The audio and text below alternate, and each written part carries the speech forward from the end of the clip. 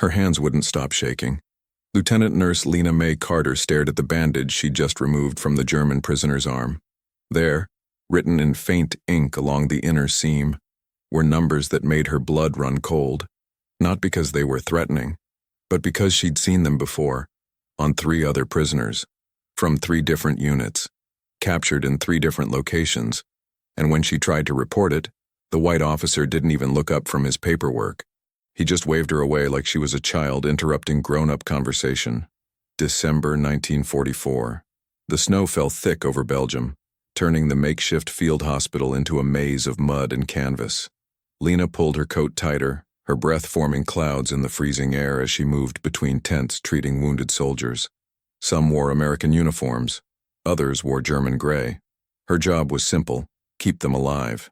It didn't matter which side they'd been fighting for. That's what she'd been taught at the segregated nursing school back in Alabama. Save lives. Ask questions later. But America had taught her other lessons too. Lessons about knowing your place, about which water fountains you could drink from and which lunch counters would serve you, about how a woman with her skin color could save a white man's life in the morning and be forbidden from sitting next to him on the bus that afternoon. The Army had promised things would be different in Europe. They'd lied. Lena was part of a small detachment of black nurses sent to France in the summer of 1944, right after D-Day opened the Western Front. The official line was that they were needed, that their service mattered. The truth was simpler and uglier. White nurses didn't want these assignments, too close to the front lines, too dangerous, too cold and muddy and miserable. So they sent the black nurses instead and pretended it was an honor. She'd arrived with 6 other women, all of them tired of being told they weren't good enough while simultaneously being told they were desperately needed. The contradiction would have been funny if it wasn't so exhausting. They slept in separate tents from the white nurses, ate at different times, used different latrine facilities, and when wounded soldiers arrived by the truckload, bleeding and screaming, suddenly everyone forgot about segregation long enough to bark orders at whoever could hold a scalpel. The journey to Europe had been its own lesson in American hypocrisy. The ship that carried them across the Atlantic was segregated.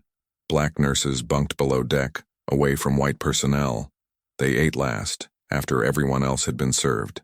When the ship docked in England, they were processed through separate facilities.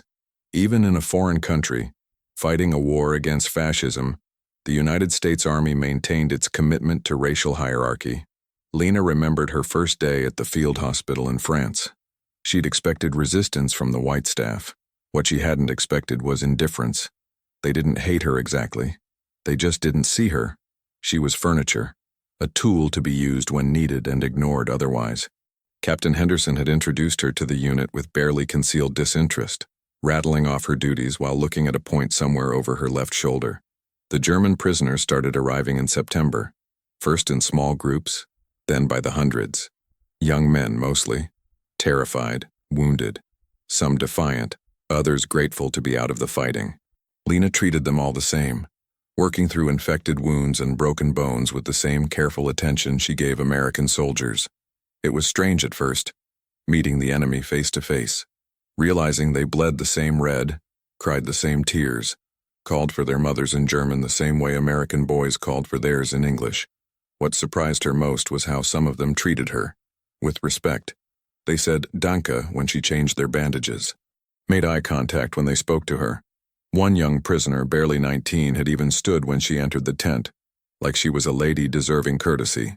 It was more respect than she'd gotten from Captain Henderson that morning when she'd tried to deliver a status report, and he'd told her to leave it on the desk because he was busy. The irony wasn't lost on her. She was fighting for a country that wouldn't let her vote in half its states, saving soldiers who went home to neighborhoods she couldn't live in. And the enemy soldiers, the ones who'd been trying to kill Americans just days before, treated her like a human being. But war didn't leave much time for irony. The work was relentless. 16-hour shifts were common. 20-hour shifts were frequent. Sleep came in stolen moments between convoys of wounded. And the cold, that bone-deep December cold, never stopped. Lena's fingers were perpetually numb, her back perpetually aching, her eyes perpetually burning from exhaustion. The field hospital itself was a testament to wartime improvisation. Canvas tents stretched in rows across frozen mud. Operating theater was a generous term for the blood-stained tent where surgeons worked under kerosene lamps. Sterilization meant boiling instruments in whatever clean water they could find. Supplies were always running short. Morphine was rationed. Plasma was precious. Bandages were washed and reused until they fell apart. Lena had learned to work in these conditions, learned to perform delicate procedures while artillery rumbled in the distance, learned to triage dozens of wounded in minutes, deciding who could wait and who couldn't, learned to comfort dying boys in languages she didn't speak, holding their hands as they called for mothers who were thousands of miles away. Dorothy Washington worked alongside her most days. Dorothy was from Georgia, had grown up picking cotton before getting her nursing certificate from a black college in Atlanta. She was practical where Lena was idealistic, cynical where Lena still held hope. They made a good team. Dorothy kept Lena grounded. Lena kept Dorothy from giving up entirely. They'd had a conversation early on, back in September, that Lena thought about often. They'd been sorting medical supplies, organizing the chaos of a recently delivered shipment. Dorothy had asked her why she'd joined the Army Nurse Corps. To serve, Lena had said. To prove we're as capable as anyone. Dorothy had laughed, but without humor. Lena, honey, we don't have to prove anything. They already know we're capable. That's why we're here doing the work nobody else wants to do. The question isn't whether we're good enough. The question is whether they'll ever admit it. Lena hadn't had an answer then. She still didn't. It was during one of those exhausted night shifts in early December that she first noticed the pattern. A German prisoner, maybe 25 years old, wincing as she cleaned a shrapnel wound on his shoulder. As she worked, she noticed markings on the inside of his compression bandage. Numbers. Coordinates, maybe? She'd seen enough military maps to recognize the format. 50.4. Could be latitude. And next to it, a date and time written in military format. 12/18/04. December 18th, 4 in the morning. She made a mental note and moved on. The prisoner, a corporal according to his identification tags, watched her work with tired eyes. He was polite, thanking her in broken English when she finished. Nothing about him seemed suspicious. Just another wounded soldier grateful to be alive. 3 hours later, another prisoner. Different unit according to his intake papers. Captured near Hurtgen Forest, 40 kilometers from where the first man had been taken. She removed his field dressing to treat an infected leg wound. There, on the inner fold of the bandage, the same numbers. Exact same format. 50.4. 12/18/04. Lena's exhaustion vanished. She finished treating the wound on autopilot, her mind racing. 2 prisoners. Different units. Different capture locations. Identical markings. That wasn't coincidence. She checked the man's intake form again. He'd been captured 3 days ago, 50 kilometers from where the first prisoner had been taken. Different battle, different circumstances. No way they'd coordinated after capture, which meant the markings had been placed before they were taken prisoner. She wanted to tell someone immediately, but it was 3 in the morning, and the only officer on duty was Lieutenant Morrison from Intelligence. She'd tried talking to Morrison once before, suggesting a better system for logging prisoner information. He'd looked at her like she'd suggested redesigning the Pentagon, told her intelligence work was above her pay grade and maybe she should focus on bedpans. So she waited, documented everything in her personal notebook, a small leather journal she kept in her uniform pocket. Patient number, unit designation, capture location, exact wording of the markings. When the next prisoner came through at dawn, she checked carefully. Nothing. The one after that, same thing. Clean bandages, no hidden messages. But she couldn't shake the feeling that she'd stumbled onto something significant. The numbers were too precise, too deliberately hidden. Someone had taken care to ensure they wouldn't be easily visible. That level of planning suggested importance. Then the evening convoy arrived. 12 prisoners from a skirmish near St. Lo. Lena processed them mechanically, checking wounds, administering morphine, updating charts. The 8th prisoner, a sergeant with a concussion and broken ribs, had it. Same numbers, same format. Written on the inside of his identification tag strap where it wouldn't be visible unless you were specifically looking. 3 prisoners, 3 different locations, 3 different units, all carrying the same coded message. Lena's heart was pounding now. This wasn't paranoia or pattern-seeking in randomness. This was deliberate, coordinated. The Germans had a system for passing information between units, probably for exactly this scenario where soldiers might be captured. And whatever those numbers meant, it was important enough to risk hiding on every soldier who might end up in Allied hands. She found Dorothy between shifts, pulled her aside. "I need you to check something for me. When you process prisoners tomorrow, look at their bandages. Inside seams, hidden areas. Look for numbers." Dorothy raised an eyebrow. "What kind of numbers?" "Coordinates, maybe. Dates. Just look and tell me if you find anything." "Lena, what's going on?" "I'm not sure yet. Maybe nothing. Maybe something. Just look, please." Dorothy agreed, though she clearly thought Lena was seeing shadows. But the next evening, she found Lena in the supply tent, her expression serious. "I found them. 2 prisoners. Both had markings. Same numbers you described." "What does it mean?" "I don't know yet, but I'm going to find out." Lena found Captain Henderson in the officers' mess tent. He was eating dinner, laughing at something another officer had said. She waited for a break in conversation, then approached carefully, respectfully, using all the deferential language she'd learned to employ when asking white officers for anything. "Captain Henderson, sir, I apologize for the interruption. I need to report something I've observed with the prisoner intake process."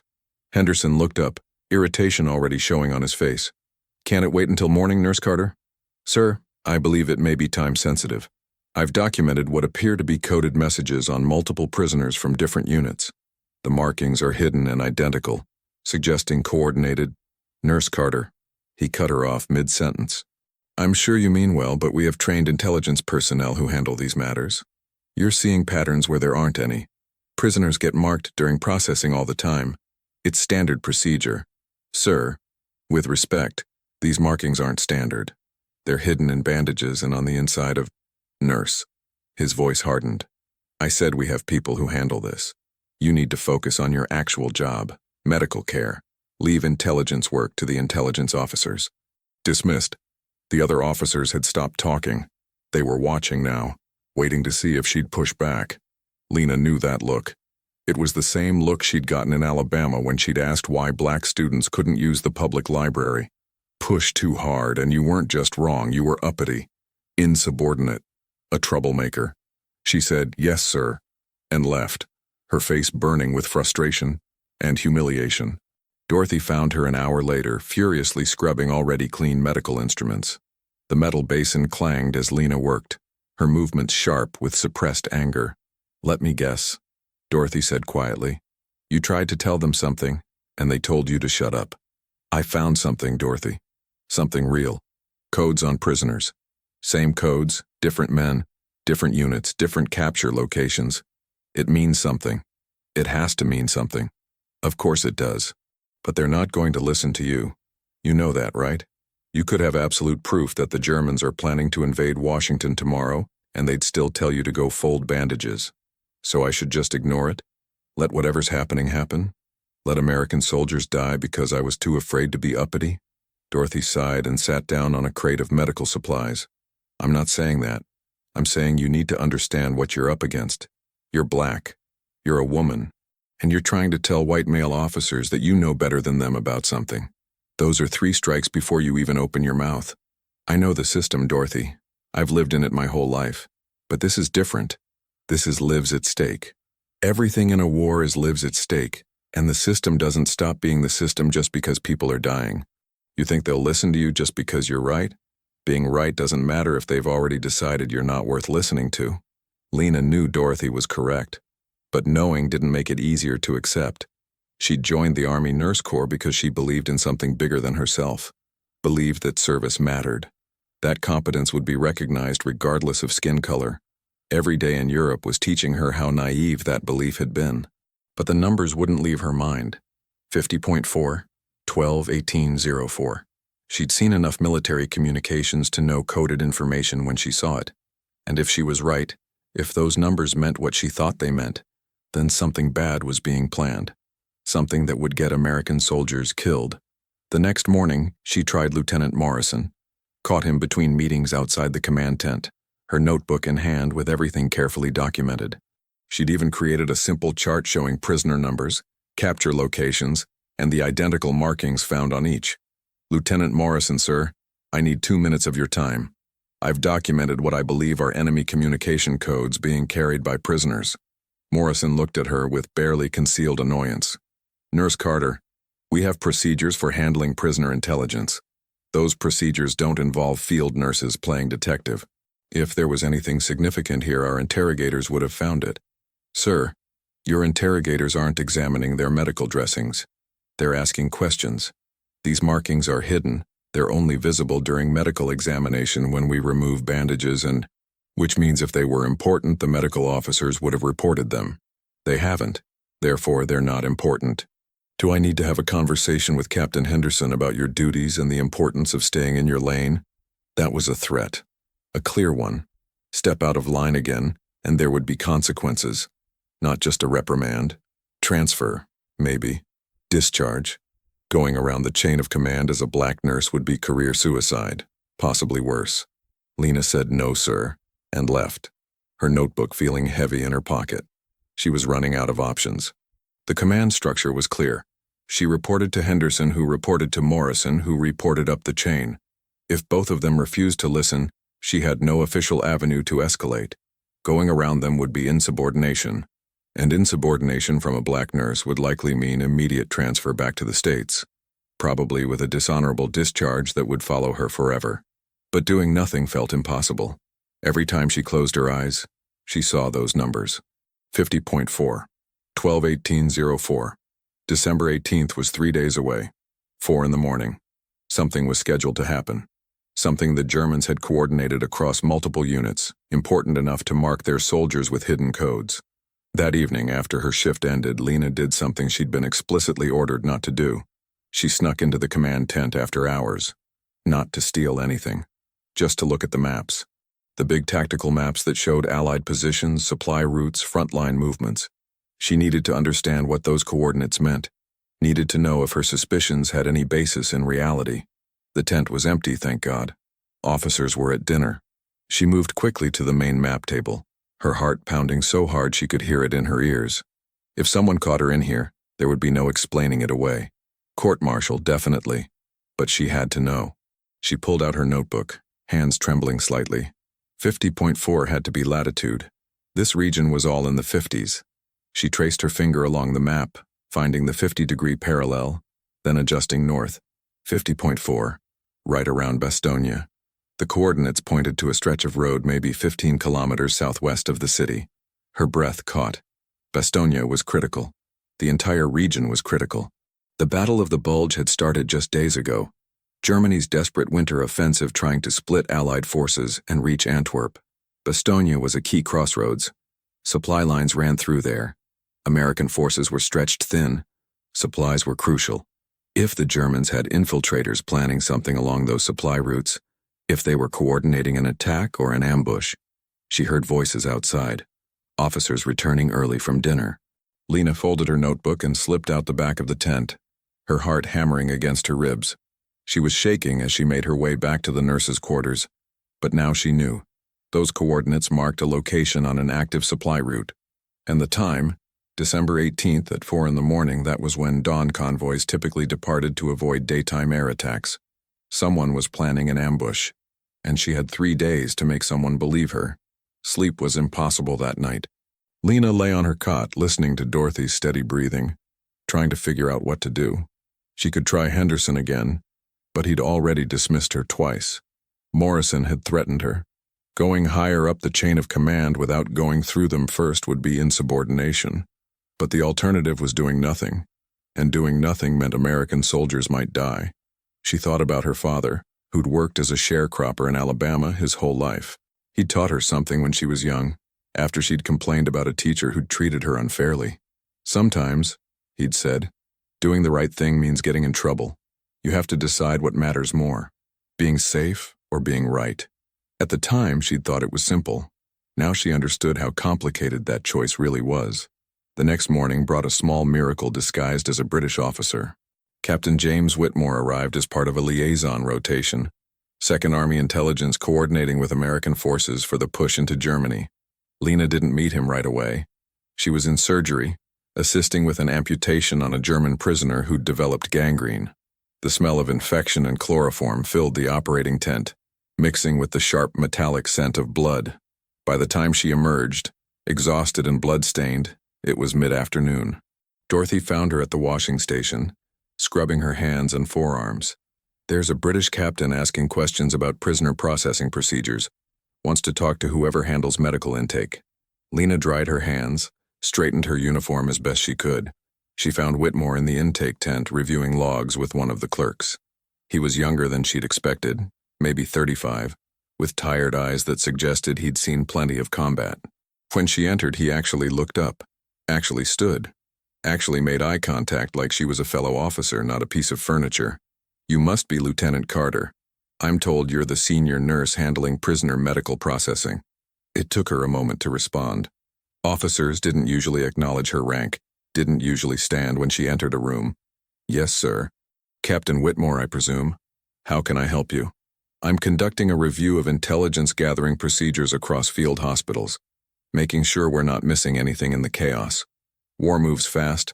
Sometimes important details slip through the cracks. I understand you've processed quite a few prisoners in recent weeks." Something in his tone, the way he was actually listening, actually treating this as a professional conversation, made her take a chance. "Sir, can I speak with you privately?" Whitmore glanced at the clerk, then nodded. "Of course." They stepped outside, away from listening ears. The December wind bit through Lena's uniform, but she barely noticed. This was it, her last chance to make someone listen. "Sir, I've found something. Something I've tried to report through proper channels, but no one will listen. I think German prisoners are carrying coded messages, coordinates and timing for some kind of operation." She expected dismissal, expected another lecture about staying in her lane. Instead, Whitmore's expression sharpened, his casualness replaced by focused attention. "Show me everything. Now." They spent the next 2 hours going through it all. Lena's notebook with its careful documentation. The prisoner intake logs showing unit designations and capture locations. The exact wording and placement of the markings. Whitmore asked detailed questions, his mind clearly working through possibilities. He cross-referenced unit designations against known German formations, pulled out his own maps, traced routes and timelines, and then he said something that made Lena's knees weak with relief and terror in equal measure. "Good God. This is Grafe Protocol." "Sir?" Whitmore looked up from the maps, his expression grim. "Operation Grafe. We've had intelligence reports about it for weeks, but nothing concrete. German infiltration operation, run by Otto Skorzeny and his commandos. They're disguising themselves as Allied soldiers, driving captured vehicles, trying to sabotage supply lines and create chaos behind our lines. We've caught a few of them, but we've been assuming it was isolated incidents. This suggests something more coordinated." He tapped the coordinates on the map. "These numbers, if you're right about the location, this is a major supply route. And December 18th at 0400, that's when the dawn convoys depart. If they've got infiltrators positioned here waiting for a specific convoy, how many soldiers would be on a convoy?" Lena asked, though part of her didn't want to know. "Depends on the cargo. Ammunition convoy, maybe 20 men. Half to drive the trucks, half as armed escort. If they hit it right, they could kill everyone and destroy supplies we desperately need." Whitmore was already moving, gathering papers. "This needs to go to Allied Command immediately. You may have just prevented a catastrophe." Relief flooded through her, so intense it was almost painful. Someone believed her. Someone was taking action. But the relief was quickly followed by a new anxiety. If she was wrong, if this turned out to be nothing, she'd look like a fool. Worse, she'd look like a black nurse who'd wasted senior officers' time with paranoid fantasies. Whitmore must have seen something in her expression. He paused, looked at her directly. "Lieutenant Carter, I need you to understand something. If you're wrong about this, no one will blame you. You identified a potential pattern, reported it properly, and left the analysis to intelligence. That's exactly what you should have done. But if you're right, and I think you are, you've potentially saved dozens of lives, possibly prevented a significant blow to our supply lines at a critical moment in the battle. Either way, you've done your duty with exceptional attention to detail." Lena nodded, not trusting herself to speak. "One more thing," Whitmore said. "Your American officers, Henderson and Morrison, they dismissed this?" "Yes, sir." Something hard crossed Whitmore's face. "That's shameful, and we'll be having words about it. But right now I need to move fast. Can you compile everything you have, all your documentation, and have it ready in 30 minutes? Yes, sir. Whitmore moved like a man possessed. Within an hour, he'd escalated to Allied command. Within 2 hours, counterintelligence teams were being briefed. The coordinates Lena had found marked a supply depot access road southwest of Bastogne. Cross-referencing with convoy schedules confirmed an ammunition transport was scheduled for 0400 on December 18th. 20 American soldiers assigned to escort badly needed supplies to forward positions. Captain Henderson and Lieutenant Morrison were called to the briefing. Lena watched from outside the command tent as Whitmore laid out everything she'd found. She couldn't hear the conversation, but she could see Henderson's face turning red, Morrison's expression shifting from dismissive to concerned to angry. When they emerged, Henderson actually shouted at her in front of other staff. "You went around the chain of command, Nurse Carter. You ignored direct orders to stay in your lane. That's insubordination. I'll be filing a formal complaint. You'll do no such thing." Whitmore's voice was cold as the December wind. "The nurse identified a credible threat that your procedures missed. She attempted to report through proper channels and was dismissed. She then brought it to my attention, which was entirely appropriate given that I'm conducting an intelligence review. If you want to file charges, Captain, I'll be happy to testify at the court-martial about how your personal prejudices nearly cost American soldiers their lives." The silence that followed was deafening. Other officers had stopped to watch. Henderson's face went from red to pale. Morrison looked like he wanted to argue but couldn't find the words. "Furthermore," Whitmore continued, "I'll be recommending Lieutenant Carter for commendation. Her attention to detail and persistence potentially prevented significant casualties. If you have a problem with that, you're welcome to take it up with Allied command." Henderson and Morrison left without another word, but the looks they gave Lena promised that this wasn't over. She'd embarrassed them, made them look incompetent. That was something they wouldn't forget or forgive. Whitmore turned to her. "You did well, Lieutenant, bloody well. Don't let anyone tell you otherwise. Now I need you to keep doing your job. If you spot anything else, anything at all, you come directly to me. Understood?" "Yes, sir." "Thank you, sir." "Don't thank me. You did the work. I just listened, which is apparently a rarer skill than it should be." December 18th arrived cold and gray, the sky threatening more snow. Lena worked her shift in a haze of exhaustion and anxiety. The convoy that was supposed to depart at 4 in the morning had been quietly rerouted, she'd heard.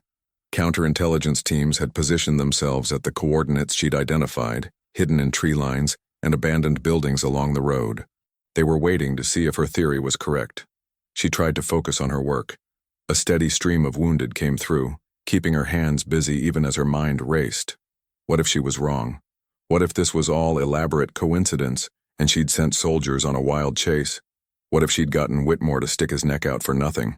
But what if she was right? At 10 in the morning, Dorothy found her in the supply tent. "They got them." Lena's hand stilled. "What?" "The infiltrators. Counterintelligence caught them. 12 German commandos, all dressed in American uniforms, waiting right where you said they'd be. They had maps, Lena, attack plans. They were planning to hit the convoy, kill everyone, steal the ammunition. And you stopped it." Lena had to sit down. Her legs wouldn't hold her anymore. 12 commandos. 20 American soldiers who would have driven straight into an ambush. 20 men who would have died if she hadn't noticed numbers on a bandage. If she hadn't pushed past being dismissed and ignored. "How many soldiers were on the convoy?" she asked quietly. 20. Exactly 20. 20 men who would go home after the war. Who would see their families again. Who would have lives and futures because she'd refused to stay silent. The weight of it was crushing.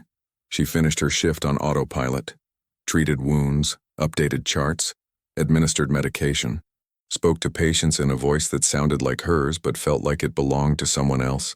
When her shift finally ended, 36 hours after it had started, she walked back to her tent in the pre-dawn darkness of the next day. Dorothy was already asleep. Lena sat on her cot, still wearing her blood-stained uniform, and felt everything crash down at once.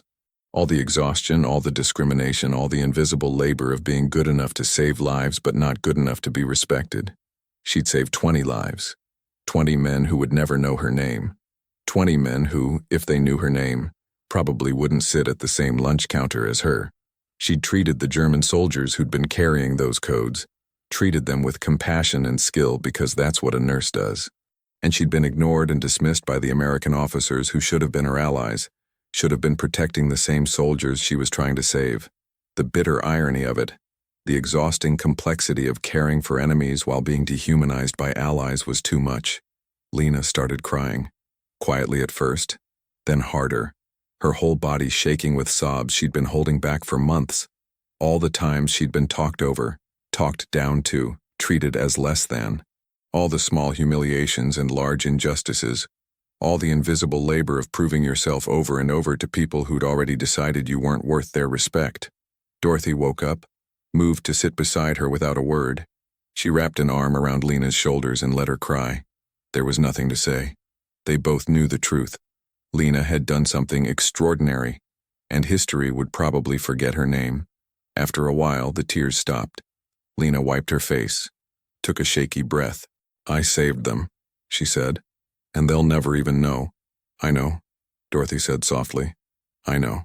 The Germans I treated, some of them were probably carrying those codes, planning to kill Americans, and I took care of them, did my best for them. And the Americans who should have listened to me, who should have cared that I was trying to protect our own soldiers, they couldn't see past my skin color long enough to hear what I was saying. That's the world we live in. It's not right. No, it's not. They sat in silence as dawn broke outside, gray light filtering through the canvas. Somewhere out there, 20 American soldiers were alive. They'd wake up today, eat breakfast, write letters home, complain about the cold. They'd live full lives after the war, meet wives, raise children, grow old. And they'd never know that a black nurse from Alabama had noticed numbers on a bandage and refused to be silenced. That was the invisible work. The kind of heroism that never got medals or parades. The kind that happened in the dark, performed by people society had decided didn't matter. But it mattered. Even if no one acknowledged it, it mattered. The war ground on. December turned to January, January to February. The Battle of the Bulge finally ended with Allied victory, but the cost had been devastating. Thousands dead on both sides. The field hospital stayed busy through the winter, processing an endless stream of wounded. Lena kept working, kept saving lives, kept being invisible. Captain Whitmore visited when he could, checking in on her. He'd submitted a formal commendation, he told her. It was being processed through channels. He didn't sound optimistic about it going anywhere, and Lena didn't expect it to. She'd learned not to expect recognition. Henderson and Morrison avoided her now, didn't speak to her directly, routed all communication through other officers. In some ways, it made work easier. In other ways, it was another reminder of her place in the hierarchy. She'd been right. She'd saved lives, and her reward was to be even more invisible than before. In March, the Rhine was crossed. In April, the final push into Germany began. Lena's unit moved with the advance, setting up field hospitals in captured territory. She saw things in those final months that would haunt her forever. Liberated concentration camps, skeletal prisoners barely alive. The systematic machinery of genocide laid bare. She treated camp survivors, trying to help bodies that had been starved nearly to death. Many died despite her best efforts. Their bodies were too damaged, too far gone. She held their hands as they passed. These strangers who'd survived years of hell only to die just after liberation. The concentration camps changed something in her. The personal injustices she'd endured, the racism and dismissal, didn't disappear. But they became part of a larger tapestry of human cruelty and human resilience. She'd learned something important. Dignity wasn't something given by those in power. It was something you kept, even when everyone around you tried to take it away. She wrote to her mother in Alabama, letters that took weeks to arrive. In one, she described treating camp survivors. In another, she reflected on the war. I've learned that the hardest battles aren't always fought with weapons. Sometimes they're fought with quiet persistence, with refusing to look away when everyone tells you to mind your business, with caring for others even when they don't care for you. I don't know if that makes me brave or foolish. Maybe both. Maybe there's no difference. Germany surrendered in May 1945. Europe erupted in celebration. Soldiers danced in the streets, kissed strangers, got drunk on whatever alcohol they could find. Lena celebrated too, grateful the killing was finally over. But she also knew what waited back home. The same segregation, The same discrimination. American soldiers had fought for freedom in Europe. Black soldiers would return to a country that still denied them basic rights. Lena stayed in Europe through the occupation, helping treat displaced persons and refugees. The continent was full of people uprooted by war, trying to find their way home or find new homes because their old ones no longer existed. She worked with Polish refugees, French civilians, German orphans. The work was hard but felt meaningful in a way that treating combat wounds hadn't. She didn't want to go home, didn't want to face the Alabama she'd left behind, knowing it hadn't changed while she'd changed completely. But in early 1946, her unit was finally sent back. The ship that carried her across the Atlantic was still segregated. After everything they'd been through, after saving lives and winning a war, black soldiers still couldn't share mess halls with white soldiers. The return journey felt longer than the trip over. Lena spent hours on deck, watching the ocean, thinking about what came next. She'd proven herself in the worst conditions imaginable. She'd saved lives under fire, made critical intelligence discoveries, performed complex medical procedures in frozen tents with inadequate supplies. And none of it would matter when she stepped off the ship in Virginia. Alabama felt smaller than she remembered. The clinic where she'd trained took her back, but only to work with black patients. White hospitals wouldn't hire her despite her battlefield experience, despite the fact that she'd performed field surgery under artillery fire, despite the fact that she'd saved countless lives. Her skin color mattered more than her competence. So Lena opened her own clinic. A small operation in rural Alabama, serving black families who couldn't afford white doctors and wouldn't be treated with respect if they could. She worked long hours for little pay, but the work was hers. She made her own decisions, set her own standards, treated patients with the dignity they deserved. Her reputation grew slowly. The nurse who'd served in Europe, the one who'd seen combat, people trusted her, knew she was competent. Word spread through the black community. When someone got seriously hurt, when a child was sick, when the white doctors wouldn't help or couldn't be afforded, people came to Nurse Carter. Something unexpected started happening about 6 months after she'd opened the clinic. White veterans, men who'd served overseas, began showing up. Not during the day. At night, when no one would see. They came quietly, knocked on the back door, asked if she had time to look at something. The first one was a man named Robert, who'd served in France. He had chronic pain from an old wound that his regular doctor couldn't figure out. Lena examined him, identified nerve damage that was being missed, prescribed exercises and treatment that actually helped. Robert told another veteran, who told another. Soon Lena had a steady stream of white veterans showing up after dark. They came with injuries and illnesses their regular doctors couldn't solve. They came because other veterans had told them about her skill, about her experience. They came, received treatment, left money on her desk and departed before dawn. None of them acknowledged her in public. None of them would admit to being treated by a black woman. But they kept coming. Lena never mentioned these visits. The men never acknowledged them in daylight. It was another layer of Southern absurdity. She was good enough to save their lives, but not good enough to be seen walking through their front door in daylight. It would have been funny if it wasn't so exhausting. Years passed. The 1950s brought the beginning of the civil rights movement. Lena watched from Alabama as Rosa Parks refused to give up her seat, as the Montgomery bus boycott challenged segregation, as young people staged sit-ins at lunch counters. She felt pride mixed with weariness. Change was coming, but so slowly, and at such tremendous cost to those fighting for it.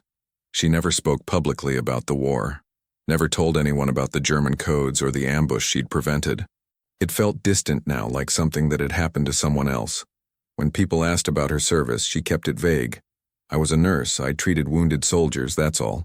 But sometimes, late at night when she couldn't sleep, she thought about those 20 soldiers, wondered if they were still alive, wondered if they had families, children, grandchildren, wondered if they'd ever learned how close they'd come to dying on a Belgian road in December 1944. In 1965, the Civil Rights Act passed. Lena was in her late 40s by then, watching integration with cautious hope. She'd learned not to expect too much from progress. Laws might change, but hearts changed slower. The clinic where she'd trained, the one that had only allowed her to treat black patients, began accepting black doctors and nurses for all patients. Progress, but 20 years late. She kept working, kept treating patients, kept living her quiet life. In 1978, a local newspaper reporter asked to interview her for a piece on Black veterans. The reporter was young, a white woman fresh out of journalism school, excited to uncover hidden history. She asked Lena about her war service, clearly hoping for dramatic stories. "You must have seen incredible things," the reporter said, recorder running. "Done incredible things." Lena chose her words carefully. "I was a nurse. I treated wounded soldiers. I did my job, same as anyone else. But you served in combat zones. You must have stories. Everyone who served has stories. Most of them aren't the kind you tell over dinner. Did you face discrimination? Were there challenges because of your race?" There were challenges, but there were challenges for everyone. War doesn't make discrimination disappear, but it does make survival more important than prejudice, at least temporarily. The reporter pushed for details, for specific incidents. Lena deflected. She didn't want to be a symbol or a cautionary tale. She'd lived through it. That was enough. The article, when it ran, was short and buried on page 7. It mentioned that Lena May Carter had served in Europe as an army nurse and now ran a clinic in rural Alabama. Nothing about codes or infiltrators or lives saved. Just another small story about another forgotten veteran. Lena May Carter died in 1983. She was 73. A heart attack took her quickly, in her sleep. The funeral was well attended by the Black community she'd served for nearly 40 years. A few white veterans came, sitting in the back, leaving before the reception. She was buried with military honors, the standard service provided to all veterans. Folded flag, 3-rifle volley, taps played by a young soldier who hadn't been born when she'd served. Her grave marker listed her name, rank, and years of service. Nothing more. No mention of intelligence work or lives saved. Just another veteran laid to rest with simple dignity. The truth about what she'd done didn't emerge for another decade. In the 1990s, historians going through declassified documents from World War II found references to Operation Greif, found after-action reports about captured infiltrators near Bastogne in December 1944, found British intelligence files mentioning a field hospital nurse who'd identified enemy communication codes hidden on prisoner bandages. One researcher, a graduate student named Sarah Morrison working on her dissertation about women in World War II, found Captain Whitmore's commendation buried in British archives. It was detailed, praising Lieutenant L.M. Carter for exceptional attention to detail and persistence in reporting potential enemy intelligence. Cross-referencing with American records, Morrison found prisoner intake logs from that December, with Lieutenant Carter's signature on dozens of forms. Morrison spent months piecing together what had happened. She tracked down convoy records, found the ammunition transport that had been rerouted on December 18th. She found after-action reports about 12 captured commandos. She calculated that approximately 20 American soldiers had been saved from a planned ambush, and she found that American military records had buried Lena's contribution in bureaucratic language that erased individual recognition. The official report stated that intelligence had been gathered through routine prisoner processing procedures. No names, no specifics, no acknowledgement of who had actually made the discovery or fought to have it taken seriously. Morrison published her findings in an academic paper in 1996, Hidden Heroism, Black Nurses and Intelligence Gathering in World War II. It devoted 3 pages to Lena's story, estimated that her actions had prevented the deaths of between 20 and 35 American soldiers, noted that systemic racism had denied her recognition during her lifetime, and nearly erased her contribution from historical record. The paper got minimal attention. Military history was dominated by stories of generals and battles and dramatic turning points. Nurses, especially Black nurses, remained historical footnotes even when their contributions were documented. But some people noticed. Veterans organizations picked up the story. A few newspaper articles were written. In 2003, a small military museum in Alabama acquired Lena's nursing pin and some of her papers from her late sister's estate. They created a modest display about Black nurses in World War II. Lena's story was included, finally told in full 70 years after the fact. The display card explained what she'd found, how she'd fought to be heard, how she'd saved lives without recognition. It included a photograph of her in uniform, young and serious, her nurse's cap perfectly positioned. A quote from Captain Whitmore's commendation was printed beneath. Lieutenant Carter demonstrated exceptional attention to detail and remarkable persistence in ensuring vital intelligence reached appropriate personnel. Her actions potentially prevented significant casualties. Decades later, in 2008, historians tracking down surviving members of the convoy that had been rerouted on December 18, 1944, found 3 men still alive. They were interviewed for an oral history project, elderly veterans in their 80s with fading memories but clear gratitude for having survived the war. None of them had known about the threat. None of them had known their route had been changed to avoid an ambush. None of them had ever heard the name Lena Mae Carter. When they were told the story, shown the documentation, explained how close they'd come to dying, their reactions were similar: shock, gratitude, and shame that they'd never known, never had the chance to say thank you. One of them, a man from Iowa named George Patterson, cried, "Someone saved my life and I never got to say thank you. I got to meet my wife, raise my children, see my grandchildren. I just became a great-grandfather last year, all because of a nurse I never met. A black woman who probably never got the recognition she deserved. That's not right. That's not right at all." In 2022, the 6888th Central Postal Directory Battalion, the all-black women's unit that served in Europe during World War II, finally received a Congressional Gold Medal. It took 77 years for their service to be formally recognized at the highest level. Most of the women who served in that unit were dead by then, but the recognition mattered. It meant their stories weren't completely forgotten. Their service wasn't completely invisible. Lena's nursing pin sits in that small Alabama museum today, displayed in a case with other artifacts from black military history. The display card tells her story in careful, factual language, describes her service, explains what she discovered, details how she was dismissed by American officers and ultimately validated by British intelligence, notes that she received no official American recognition during her lifetime. The card ends with a reflection. Sometimes the greatest victories are the ones no one sees, and the greatest heroes are the ones no one thanks. But history, real history, remembers. Eventually. Not many people visit that museum. It's small, underfunded, off the main roads. But occasionally someone stops in, reads the displays, pauses at Lena's story, and for a moment, her sacrifice is seen. Her competence is acknowledged. Her dignity is recognized. The numbers she found on those bandages are now historical footnotes. 50.4, 12/18/04. Coordinates and timing that meant the difference between life and death, between 20 soldiers going home and 20 families receiving folded flags and condolence letters. Lena never wanted to be a hero. She wanted to be a nurse, wanted to serve with dignity, wanted to be recognized as competent and capable, regardless of her skin color. 2 out of 3 wasn't enough, but it was what she got.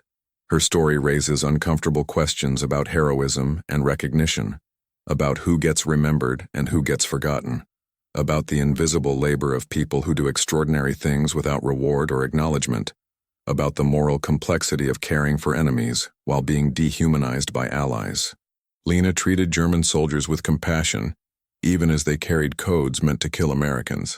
She persisted in reporting a threat even as her own officers dismissed and threatened her.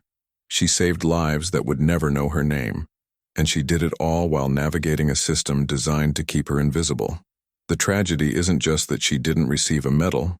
The tragedy is that she had to fight her own side to protect them, that her competence was doubted because of her race, that her heroism had to be proven decades after her death, when recognition could no longer matter to her personally. But perhaps there's something more powerful in her story than recognition. Perhaps there's something important in the quiet dignity of doing what's right even when no one is watching, even when no one will thank you, even when the people you're saving don't think you're worthy of sitting at their table. Lena Mae Carter saved 20 soldiers in December 1944. That's historical fact documented in declassified records. What's also fact is that those soldiers likely never knew. Most of them probably lived long lives, raised families, died of old age without ever learning how close they'd come to dying on a Belgian road. And maybe that's what real heroism looks like. Not the kind that gets parades and medals, but the kind that happens in the dark. The kind performed by people society has decided don't matter. The kind that saves lives without asking for credit or recognition. The world is full of people like Lena, People who see what others miss, who speak up when it's easier to stay silent, who persist despite dismissal and discrimination. Most of them never get museums or historical papers. Most of them remain invisible, their contributions buried in bureaucratic language or forgotten entirely. But their actions ripple forward through time. The 20 soldiers who survived that December morning went on to live full lives. They had children who had children. Those descendants exist today because Lena refused to ignore what she'd found, because she fought to be heard even when everyone tried to silence her, because she chose dignity over resignation. That's her real legacy. Not a medal she never received, not recognition that came too late to matter, but the simple, profound fact that she saw a problem and refused to look away, that she cared about lives even when those lives belonged to people who didn't respect her, that she remained committed to healing even in the face of cruelty. The German prisoners she treated with such care were the same men carrying codes meant to kill Americans. She knew that, treated them anyway, because that's what a nurse does. The American officers who dismissed her were the same men whose soldiers she was trying to save. She knew that, persisted anyway, because that's what integrity demands. In the end, Lena's story isn't really about a single act of heroism. It's about the daily heroism of maintaining your humanity in an inhumane system, of refusing to let discrimination determine your competence, of caring for others even when they don't care for you. History remembers generals who commanded thousands. It remembers battles that turned the tide of war. It remembers dramatic moments of victory and defeat. But history often forgets the small moments, the quiet observations, the persistent voices of people deemed unworthy of being heard. Lena May Carter deserves to be remembered, not just for what she discovered, but for what she represented. The countless women, especially women of color, who served with distinction while being treated as less than human, who saved lives while being denied basic dignity, who changed history without receiving credit. Her hands stopped shaking eventually. The war ended. She went home, built a life, treated patients, grew old, died quietly, but the 20 soldiers lived, and their children lived, and their grandchildren and great-grandchildren live today. A legacy written in the continued existence of people who never knew they owed their existence to a nurse who noticed numbers on a bandage and refused to stay silent. That's what heroism looks like when it's real. Not cinematic, not celebrated, just necessary, just right. Just what had to be done, so someone did it. Lena May Carter, Lieutenant, United States Army Nurse Corps, saw what others missed, saved who others forgot, remembered by history, eventually, long after it mattered to her personally, but remembered nonetheless. Because some stories demand to be told even when they come 70 years too late. Because the invisible deserve to be seen. Because the forgotten deserve to be remembered. Because competence and courage matter regardless of the skin color of the person demonstrating them. Her story is one of thousands like it, buried in archives, hidden in footnotes, erased by systems designed to recognize some heroism while ignoring others. But slowly, painfully, those stories are being recovered. The hidden histories are being told. The invisible heroes are being seen. It's too late for Lena. She died never knowing that her contribution would eventually be recognized, that her name would eventually be spoken with respect and gratitude. But maybe it's not too late for others. Maybe telling these stories now means future heroes won't have to wait 70 years for acknowledgement. Maybe recognizing the invisible labor means it won't stay invisible forever. That's the lesson of Lena May Carter. Not that one nurse saved 20 soldiers in December 1944, but that countless people save countless lives in countless invisible ways, and all of them deserve to be seen. All of them deserve to have their competence recognized. All of them deserve the dignity that should never have been denied in the first place. Her hands stopped shaking. She did her job. She saved lives. And eventually, finally, too late but not too late to matter, history remembered her name. If Lena May Carter's story moved you, if it made you think about all the invisible heroes whose names we'll never know, then help make sure stories like hers don't stay buried for 70 years. Hit that subscribe button so we can keep bringing you the forgotten histories that deserve to be told. Give this video a like to help the algorithm show it to more people who need to hear these stories. And leave a comment below. Tell us about an unsung hero you know, a family member who served without recognition, A nurse, a soldier, a civilian who did extraordinary things and never got acknowledged. Let's create a space where the invisible become visible, where the forgotten get remembered. Because every story matters. Every act of courage deserves to be seen. And together we can make sure that happens. Subscribe, like, comment, and let's keep telling the stories that history tried to erase.